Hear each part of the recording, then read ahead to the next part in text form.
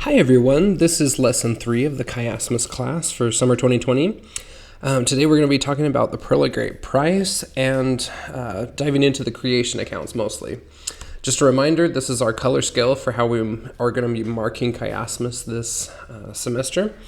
So diving in, it's interesting to note that the 4 creation accounts are much like the 4 Gospels. Last year when we were studying Come Follow Me in the New Testament, we seen how Matthew, Mark, Luke, and John, the 4 Gospels, were written to different audiences. And this is much like the creation accounts. Matthew, he was writing to the Jews, and so he was going from their point of reference, the law of Moses and the rites and rituals that they had, and proving to them that Jesus is the Christ. Mark was speaking to the Romans, who didn't have any of that, had a different paradigm that they needed to be convinced that Jesus was the Christ from. Luke was to the Greeks, and John was to the church, especially the Latter-day Church. So as we look at the creation accounts, Genesis was very much a temple text. It was read word for word in the temple, in the tabernacle, as part of the lower law. The restored book of Moses that we have through Joseph Smith is more of an unedited account of Moses' vision. So we have preceding information as well as what happened after the vision of the panoramic vision. Abraham is also likewise, but the account in Abraham is to a totally different audience, which is all those that accept the new and everlasting covenant, the Abrahamic covenant. And so it has different ties into that. The temple is very much for our modern day initiates, right? Where we have received the higher law, we have more information, more clarification. We have all the scripture, well, not all the scriptures, but all the current scriptures that we have was a lot more than any of the others had in past dispensations. So I really like this link here. It goes to a study in the Ensign from 1986, where it talks about the 4 different accounts of creation. And one thing that it does is it brings the unique parts of each account. Genesis is the template, but in the book of Moses, something that we have in Moses that we don't have in Genesis is that we have spiritual creation before physical. The book of Abraham talks about creation versus organization, how we organized not ex nihilo, out of nothingness, but that organization from matter that was already there was organized, and that was what was termed creation. We also learned that premortal intelligences, and learned about them and about their eternal progression. In the temple, we learn that Adam is Michael. We have him and possibly others helping in the creation.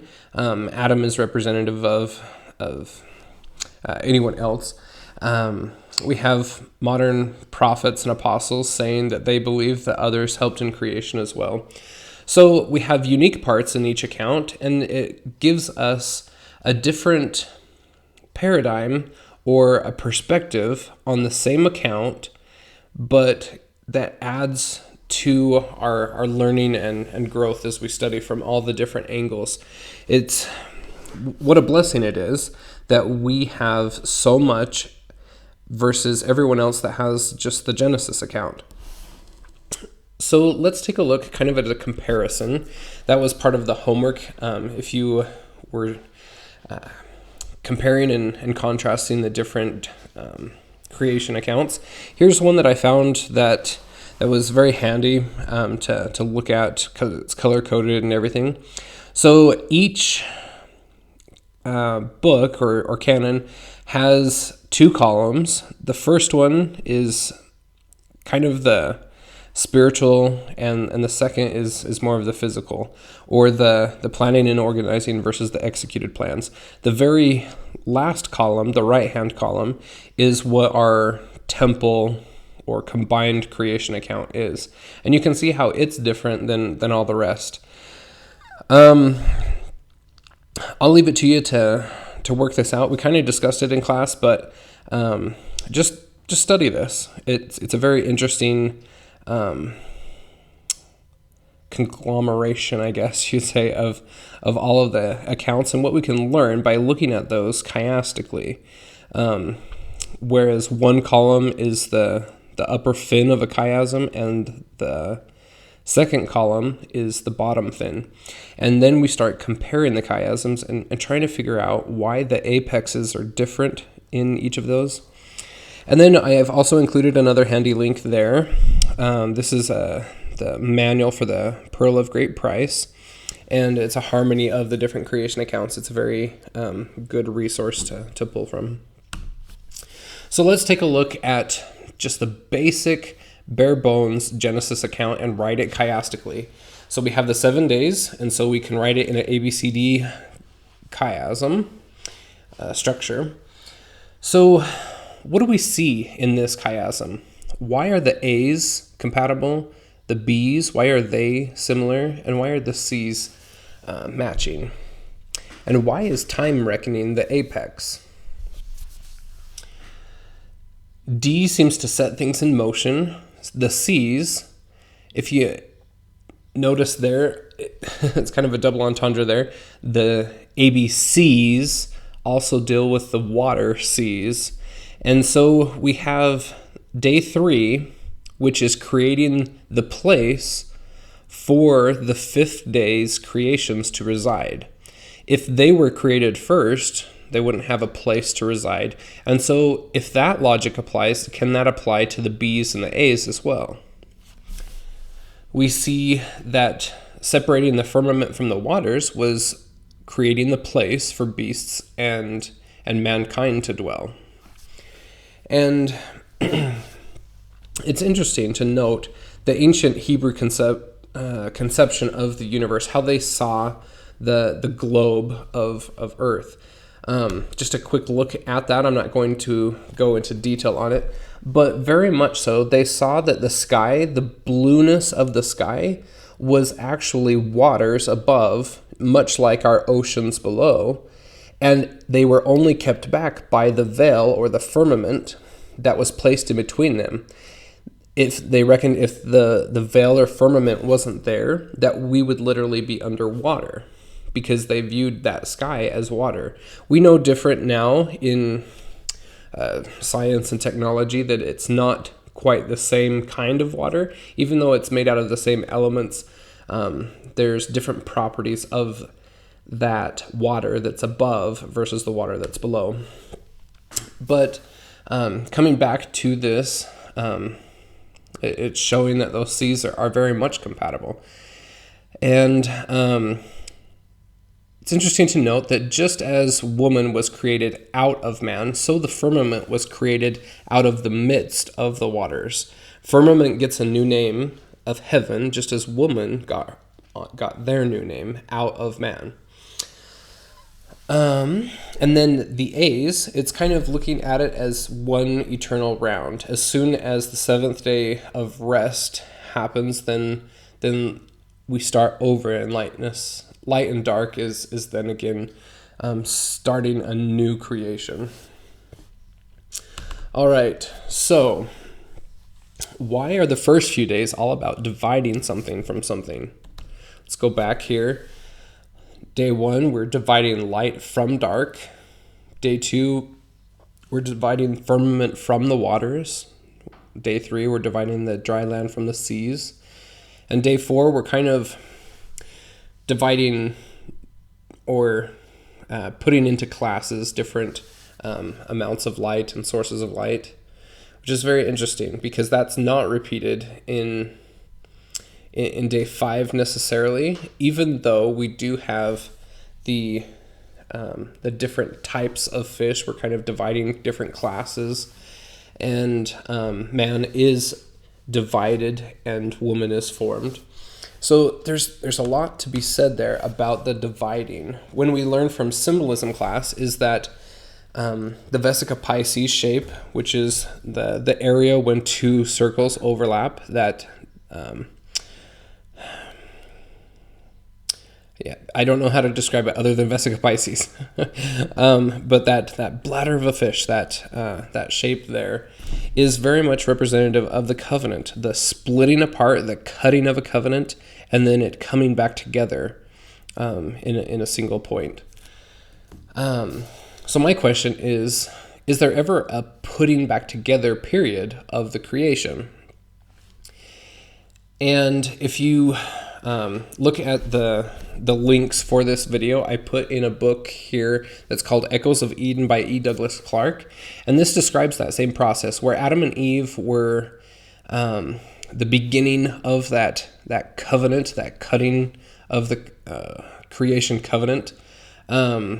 Abraham and Sarah are the coming back together or the putting back together of that covenant. So let's shift perspective here and take a look at the same days of creation, but in a temple tour. So this slide is the same that we've used in previous classes, other than the fact that I have moved up the 3, 4, 5, and 6 up to their respective elements in the tabernacle. So let's take a look at the days of creation presented left to right, 1 to 7. So the first day, light and darkness.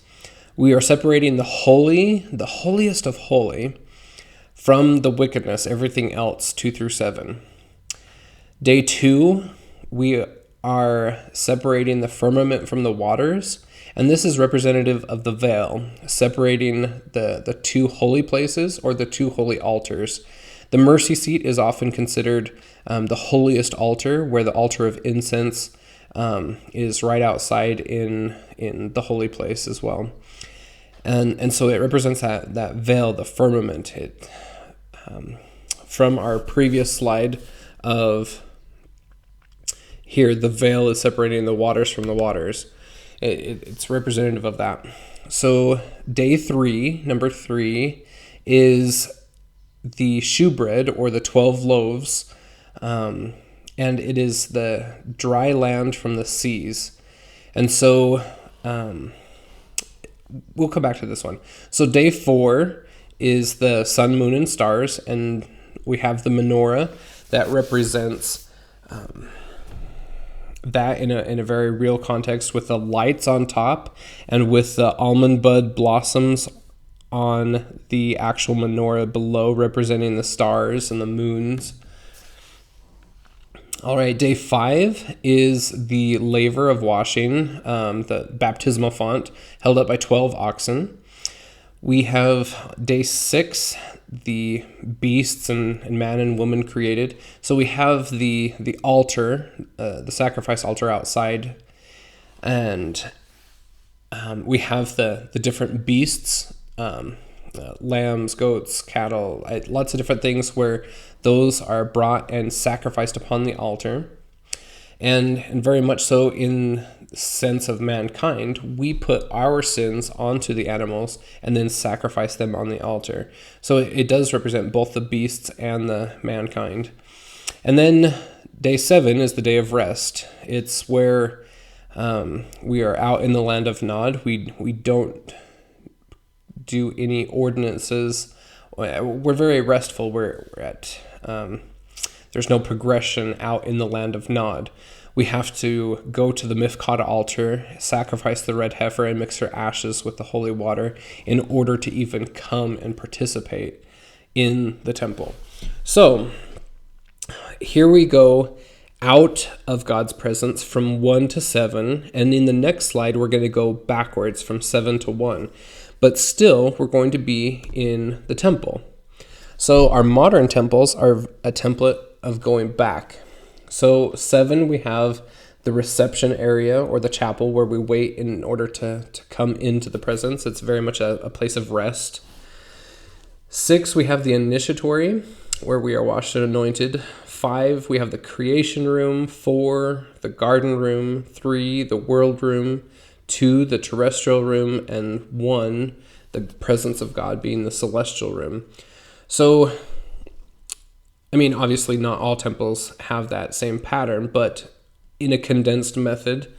But if you have any of the pioneer temples, those early ones, they have those 7 specific areas for that purpose. All right, shifting again over to the Abrahamic covenant as a template of the days of creation. So this is a very interesting one because let's talk about first of all. You'll notice that all of these are kind of places that Abraham went throughout his life. Is his birthplace, and means the city of light. If we take the let's have a small little tangential Hebrew lesson here. So means light, and anytime a word ends in it adds a plural s, just like our English adds a s to make it plural. So plus Urim equals lights, and Thumb is perfections, and Thummim is perfections with a plural s at the end. So the Urim and Thummim is literally lights and perfections, and there's a link there that to the Bible dictionary where it says just that. So let's look back at Abraham's birthplace. He was born in the city of light. Let there be light. And we separated the light from the darkness. When Abraham left, the lights pretty much went out in the city of That light and darkness was split. And then in Haran, separating the firmaments from the waters, he was able to receive the lesser priesthood, the first beginnings of that priesthood ordinance there. And day 3, there was a famine in Canaan. And because of the famine, he went to Egypt. But that famine is definitely represented by the dry land, where it's drying up. And Egypt is where he learned about the sun and the moon and the stars. After his Egypt excursion, he went back up to Canaan. And now the land was prepared. So now we could start to begin to put the sea life and the fowls in it, in a sense, if you understand what I'm saying. And so very much the promised land is established and completed at that point.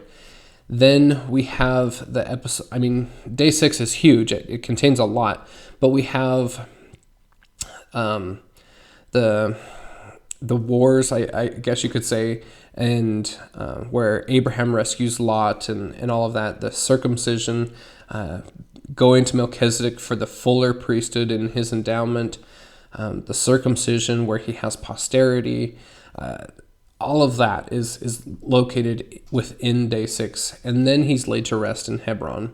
So the Abrahamic covenant, which is the 3 P's, priesthood, posterity, and promised land, you can see those played out here in the days of creation as well.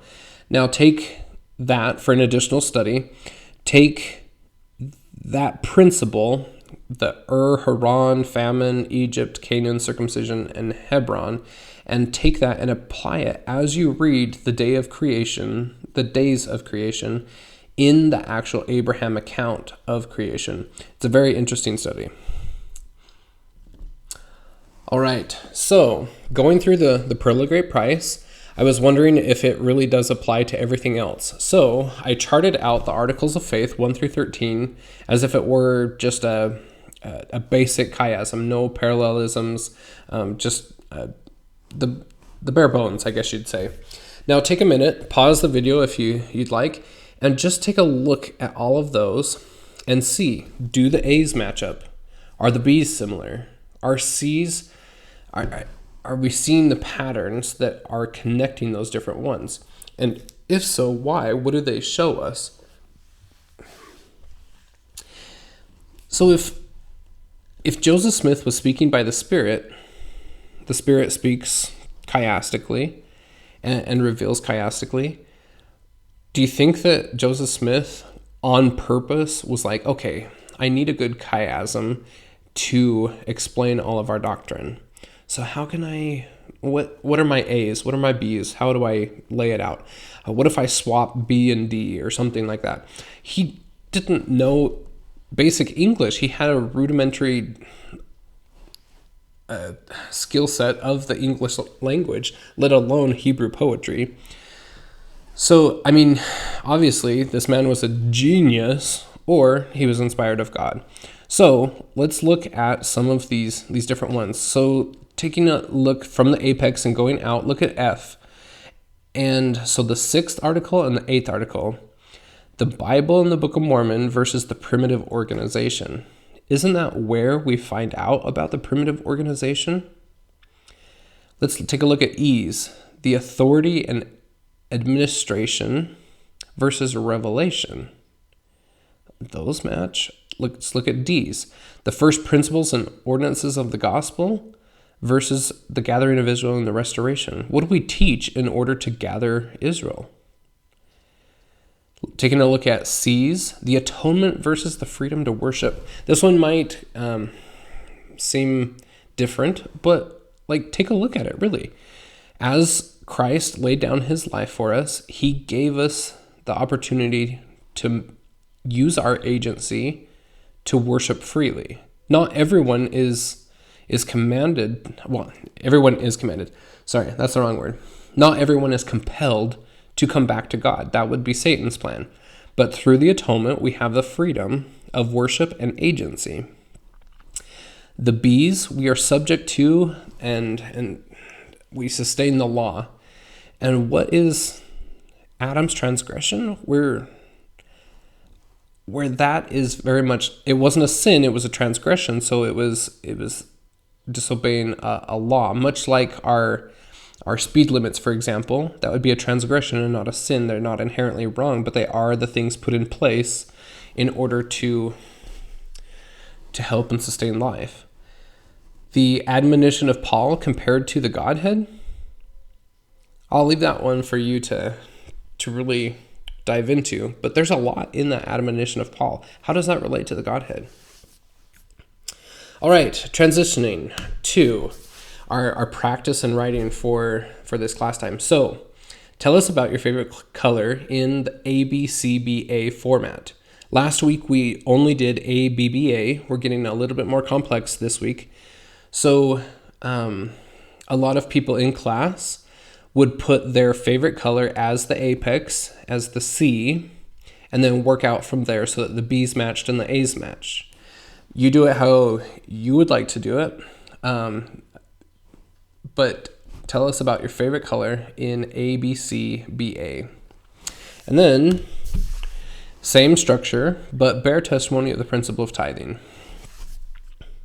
All right, now homework. Next week, we're going to be diving into the second half of the Old Testament and looking for chiasms there. So, obviously, Job is my favorite, but that's really long for a homework assignment. So Hosea is my second favorite. Hosea is awesome. So study the book of Hosea and chart out chiastically the concepts of his story. You'll find a ton in that story. So here's a YouTube trailer and link to, you can watch the full video, but it's Amazing Love with Sean Austin, who's the little hobbit. And it's an amazing story. They've done a great portrayal, especially with symbolism and allegories. If you have time, go and watch it. I have the DVD if anybody needs it. But Hosea is going to rock your world. Trust me. All right. Have a great week. Bye.